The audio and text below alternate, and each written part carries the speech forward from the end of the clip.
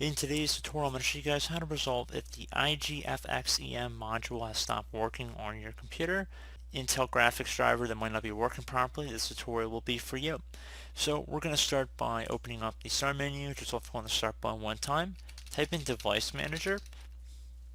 Best match should come back with device manager here. Left click on that one time.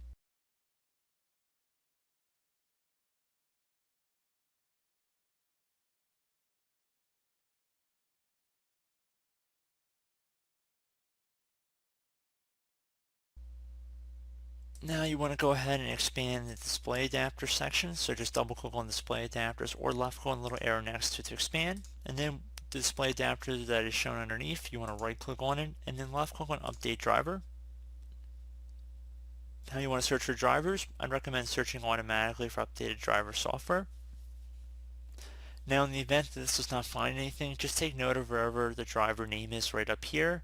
Again, in your case will be different than mine, and just Google it and get it directly from Intel's website, and it should have an automatic utility that will be able to download and install it for you. Again, it'll be specific more than likely for your computer, so just give it a moment to run here.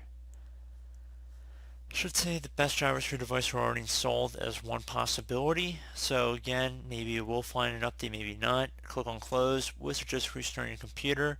And then, like I said, if you're still having problems, go on to Intel's website and actually download the display adapter. So just go on Google, type in